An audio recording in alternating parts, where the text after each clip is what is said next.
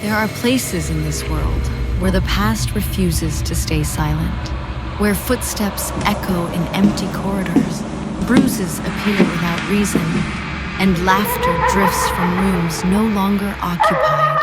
Tonight, I'll take you inside 3 such places, 3 stories that still haunt those who lived them. Listen closely, because what you're about to hear may make you question what's waiting in the shadows, just beyond the edge of the light. Why do some locations seem to hold on to their secrets so tightly? What is it about certain hotels, old ships, or even a single locked room that makes them magnets for the unexplained? I've collected tales from travelers and explorers, people who, like me, found themselves face to face with something they couldn't explain. Each story is true, and each one left a mark that lingers long after checkout. Let's begin in Sibu City, Philippines, at the Elizabeth Hotel. I'm a visitor from Canada, and while I've experienced my share of strange things back home, nothing quite prepared me for what happened on my 6th visit to the Philippines. It was September 2016. The city bustled with life, but the hotel itself felt calm, even ordinary. My first week passed without incident. Just the usual sounds of guests moving about, doors closing, and the hum of city life outside. Nothing out of the ordinary, or so I thought. Then the 2nd week arrived. Late one night, as I tried to drift off to sleep in my 7th floor room, I heard it. A dragging sound like a chair scraping slowly across the floor above me. At first, I dismissed it. Hotels are noisy, and people move furniture all the time.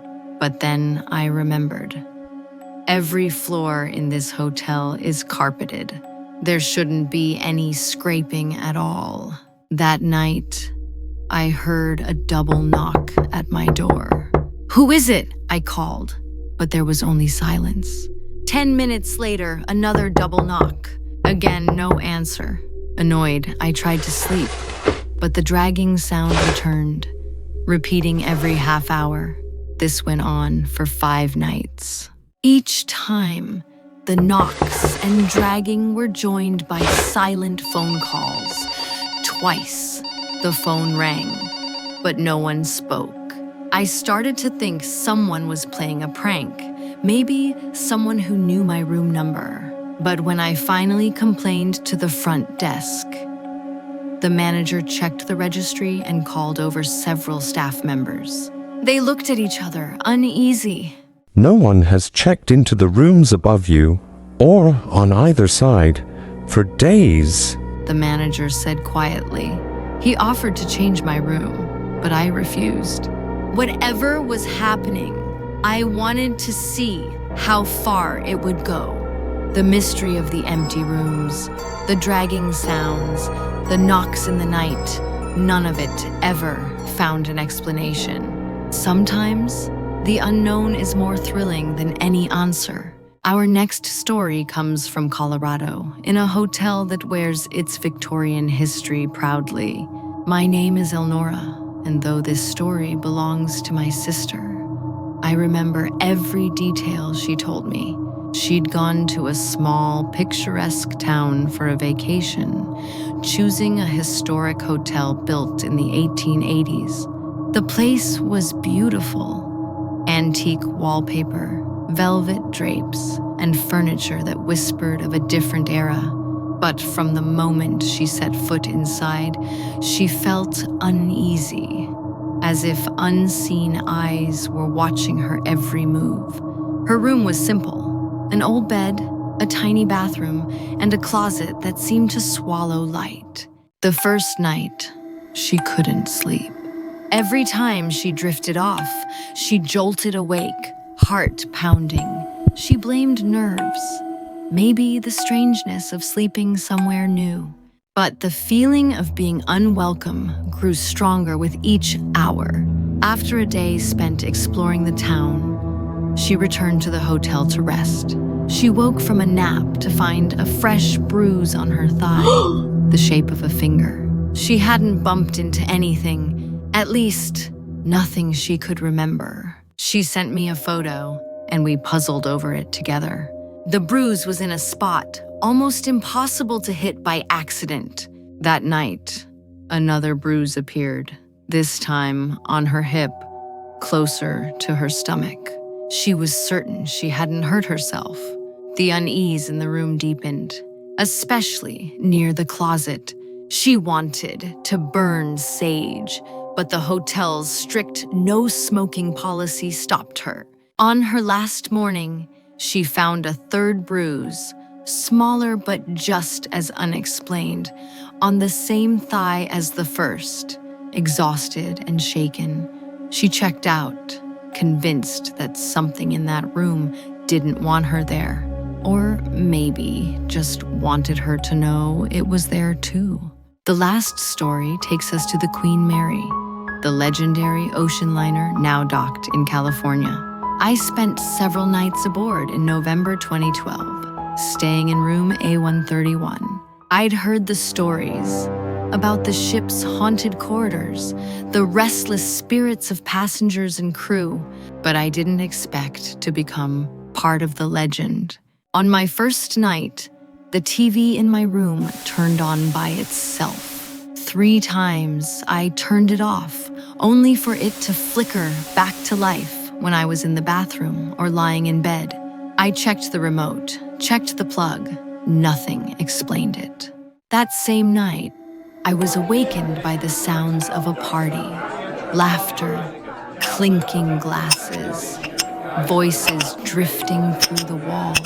But my room was on the harbor side, with only water below, and the room next door was empty. The front desk confirmed it. Still, the sounds continued. In the morning, the bathroom light burned out. I reported it at breakfast, but when I returned, the light was working again. Maintenance arrived, confused. It was his first work order of the day, and no one else had been in my room. Later, exploring the ship alone, I wandered near the old infirmary. As I descended the stairs, a heavy feeling pressed down on me, as if someone or something was watching.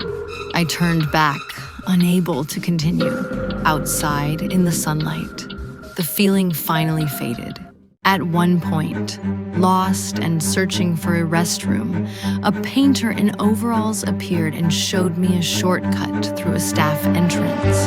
But when I returned, he was gone. No sign of fresh paint, no workmen anywhere. That night, I joined the ghost tour. My camera battery, fully charged, died in the darkness of the boiler room. Back in the light, it worked again. The guide shrugged, saying it happened all the time. Later, reviewing my photos, I found orbs and even the figure of a man I hadn't seen during the tour. In the propeller room, the air grew thick. I couldn't breathe, couldn't stay. I left quickly, the feeling of being followed clinging to me, until I finally escaped outside, into the open air. Some areas of the ship felt perfectly normal. Others, I can't explain what I felt, only that it was real. And it stayed with me long after I left. 3 stories, 3 different places. Each one leaves the same question hanging in the air. What lingers in these old walls? Is it the memory of tragedy? The echo of broken promises, or something even older, something tied to the land itself? In Sibu, the dragging sounds and unanswered knocks came from rooms that should have been empty. In Colorado, bruises appeared on skin untouched by any living hand. On the Queen Mary, laughter and music filled the night. Long after the last party ended, and strangers appeared and vanished without a trace. Each encounter left its mark, not just on the people who experienced them, but on the very places themselves. The past, it seems, doesn't always stay quiet. Ghost stories aren't just tales we tell around a campfire. Sometimes they're warnings, sometimes invitations, sometimes they're just reminders that not everything can be explained away by logic or science. The world is full of mysteries, some waiting to be solved, others content to remain in the shadows. Now, I want to hear from you. Have you ever experienced something you couldn't explain? A presence in an empty room? A whisper in the dark? A feeling that someone or something was with you when you were alone? Share your own ghost stories in the comments below. Let's keep these mysteries alive together. And if you enjoyed these tales, don't forget to like, share, and subscribe. Hit the bell so you never miss a new story. Until next time, keep your eyes open and your mind even more so. You never know what you might find when the lights go out.